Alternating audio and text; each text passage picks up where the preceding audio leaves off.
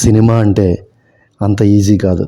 Ticket తీసుకుని థియేటర్లోకి వెళ్ళి ఏసీలో కూర్చుని ఇంటర్వెల్లో సిగరెట్ తాగి స్నాక్స్ తిని కూల్ డ్రింక్ తాగి రిలాక్స్డ్గా సెకండ్ హాఫ్ చూసి బయటకు వచ్చి ఒపీనియన్ చెప్పినంత ఈజీ కాదు. సినిమా అంటే ఎంత కష్టమో ఇష్టంగా కష్టపడే వారికే తెలుస్తుంది. కానీ ఆ కష్టం సినిమా వాళ్ళకి ఎంతో ఇష్టం. కానీ బయట వారికి అది చాలా కష్టం. కాదు అసాధ్యం. సినిమా అంటే ఎవరో రాసిన పుస్తకాలను చదివేసి ఎగ్జామ్స్ రాసేసి ఫస్ట్ ర్యాంక్ తెచ్చుకున్నంత ఈజీ కాదు. ఎవడో పెట్టిన ఎగ్జామ్స్లో పాస్ అయిపోయి ఆల్రెడీ ఉన్న దాంట్లోంచే అందరికీ తెలిసిన దాంట్లోంచే అడిగిన ప్రశ్నలకి సమాధానాలు చెప్పేసి జాబ్ సంపాదించేసినంత ఈజీ కాదు.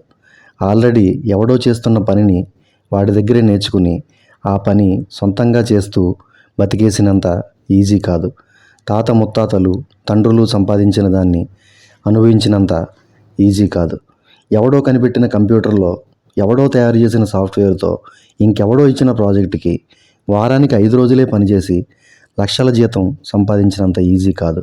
సినిమా అంటే నేర్చుకుంటే నేర్పితే వచ్చేది కాదు. బై బర్త్ బ్లడ్లో ఉండాలి. గుండె లబ్డబ్ అని కాదు, సినిమా అని కొట్టుకోవాలి. ఎవడబ్బ సొత్తు కాదురా టాలెంటు అంటారు. కాదు టాలెంట్ అందరికీ రాదు. అది అబ్బ సొత్తే. సినిమా టాలెంట్ సినిమా వాడి సొత్తే. అది ఇంకొకడికి రాదు. అందుకే సినిమావాడు 100కో 1,00,00,000కో ఒక్కడు. అంతెందుకు, చదువుకుని జాబ్ చేయొచ్చు, నేర్చుకుని ఏ పనైనా చేయొచ్చు. కానీ సినిమా అనేది నరాన ఉండాలి. ప్రపంచంలో ఎవడు చేసే పనినైనా సినిమావాడు నేర్చుకుని చేయగలడు. కానీ సినిమాని ఎవరు నేర్చుకుని రాయలేరు, తీయలేరు. అందుకే అది క్రియేటివిటీ. వాళ్ళు క్రియేటివ్ పీపుల్. బ్రహ్మలా సృష్టిని సృష్టి చేస్తారు. కళ్ళు మూసుకుని ఊహల్లో ఆ ప్రపంచాన్ని ముందే చూసేస్తారు. ఆ పాత్రలని కళ్ళల్లోనే పెంచి పోషిస్తారు. ఆ పాత్రలు మనల్ని నవ్విస్తాయి, ఏడిపిస్తాయి, నవరసాలు ఒలికిస్తాయి. నిత్య జీవితంలో కూడా లేని విధంగా అన్నీ బ్యాక్గ్రౌండ్ స్కోర్తో కనబడతాయి. కవిత్వం రాస్తే వాడు గొప్ప కవి అంటారు. అదే సినిమా కథ మాటలు రాస్తే పని పాట లేదా ఏదన్నా పని చూసుకో అంటారు. వాళ్ళకి తెలియంది ఏంటంటే కవిత్వము సినిమా ఒకటే. అది పేపర్ మీద సాహితీ ప్రక్రియ, ఇది సెల్యులాయిడ్ మీద దృశ్య ప్రక్రియ. అక్కడ పదాలు, ఇక్కడ దృశ్యాలు. పదాలు రాయడం కంటే దృశ్యాలు ఆవిష్కరించడం ఎంత కష్టమో తెలుసా? అదే కష్టపడి చివరికి సాధించి సక్సెస్ అయితే అప్పుడు వాడికంటే గొప్పవాడు లేడంటారు. వాడి సినిమా ఎప్పుడు వస్తుందా అని ఎదురు చూస్తారు. వచ్చాక ఎగబడి చూస్తారు. వాళ్ళ ఇంటర్వ్యూలు వస్తుంటే టీవీలకు అతుక్కుపోతారు. సినిమా వాళ్ళని చీప్గా చూసే వాళ్ళకి కూడా సినిమాలే కావాలి.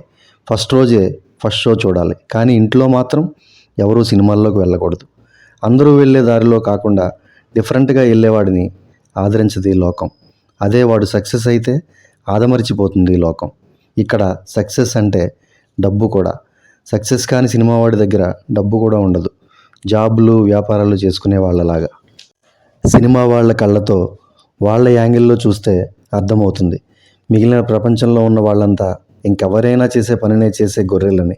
కానీ సినిమా వాళ్ళు ఎప్పటికప్పుడు కొత్తవి సృష్టిస్తారు. శూన్యంలోంచి సినిమాని పుట్టిస్తారు.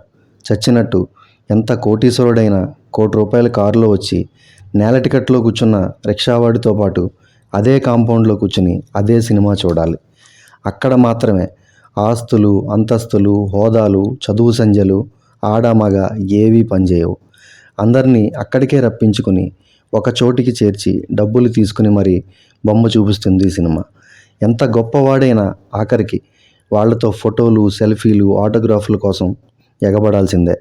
అసలు అంతెందుకు, మీరు పుస్తకాల్లో పత్రికల్లో చదివినవి, మ్యూజియాల్లో చూసినవి, పూర్వీకులు చెప్పినవి, పేపర్లలో తాళపత్ర గ్రంథాల్లో ఉన్నవి, తెలిసినవి తెలియనివి అన్నీ కళ్ళకు కట్టినట్టు చూపించేస్తారు. ఎగ్జాంపుల్స్ కావాలా? పురాణాలు, ఇతిహాసాల్లో చదువుకున్న భూకైలాసాలు, మాయాబజార్లు, కృష్ణార్జున యుద్ధాలు, సంపూర్ణ రామాయణాలు, భక్త ప్రహ్లాదులు, ఏదైనా అప్పటిదాకా ఉన్న దాంట్లో అద్భుత సృష్టి చేసి మీరు ఆస్వాదించేలా చేస్తారు. టైటానిక్ 100 ఏళ్ల క్రితం మునిగిపోయి 2,000 మంది చనిపోయారట అని మీరు మాట్లాడుకుంటుంటే ఇప్పుడు మళ్ళీ దాన్ని నిజం చేసి మీకు చూపించేస్తారు. లక్షల సంవత్సరాల క్రితం రాక్షస బల్లులు ఉండేవని మీరు చదువుతుంటే వాటి అరుపుల్ని కూడా సృష్టించి జొరాసిక్ అనే ఓ పార్కులో బంధించి మీ దగ్గర టికెట్ తీసుకుని మీకు కనువిందు చేస్తారు.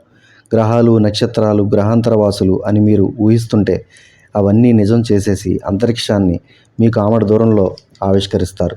గ్రహాంతరవాసులతో మీ భాషలో మాట్లాడిస్తారు. శాస్త్రవేత్తలు పరిశోధిస్తున్న దాన్ని వాళ్ళు తెర మీద చూపించేస్తారు. కాలంతో పాటు ప్రయాణిస్తే ఎంత బాగుంటుంది అని ఎవరైనా ఆలోచించగలరంతే. వాళ్ళు అటు క్రీస్తు పూర్వానికి, ఇటు క్రీస్తు శకానికి, అంతెందుకు క్రీస్తు దగ్గరికి కూడా తీసుకెళ్ళిపోతారు వాళ్ళ టైం మెషిన్తో. అవతార్ అనే కొత్త ప్రపంచం సృష్టించి మన కళ్ళ ముందే ఉన్నట్టు 3Dలో చూపించగలరు. సో వాళ్ళు సినిమాలు తీయడానికే పుట్టారు, మీరు చూడడానికే పుట్టారు అంతే. మీరు ఎంత చీప్గా సినిమా వాళ్ళ గురించి మాట్లాడుకున్నా వాళ్ళకి అవి వినపడవు. ఎందుకంటే వాళ్ళు వేరే లోకంలో ఉంటారు. మీకోసం ఓ కొత్త లోకం సృష్టించాలని చూస్తుంటారు. అక్కడ అందం ఉంటుంది, అభినయం ఉంటుంది, అద్భుతం ఉంటుంది, సంగీతం ఉంటుంది, నాట్యం ఉంటుంది. ముఖ్యంగా మనకు తెలియని కొత్త ప్రపంచం ఉంటుంది. మనకు తెలిసిన జీవితం కూడా ఉంటుంది. అందరిలా ఉద్యోగాలు, పనులు, వ్యాపారాలు, వ్యవసాయాలు, రాజకీయాలు చేసుకుని థియేటర్కి వచ్చిన మిమ్మల్ని ఎంటర్టైన్ చేసి, ఎగ్జైట్ చేసి, థ్రిల్ చేసి మీ మూడ్ మార్చి పంపిస్తారు. ఆ ఫీలింగ్ కోసం మీరు ఎదురు చూసేలా, అడ్వాన్స్ బుకింగ్స్ చేసుకునేలా, టికెట్ల కోసం క్యూలో నిలబడేలా, బ్యానర్లు, ఫ్లెక్సీలు కట్టేలా, పాలాభిషేకాలు చేసేలా చేస్తారు. సో ఫైనల్గా సినిమా అంటే అంత ఈజీ కాదు.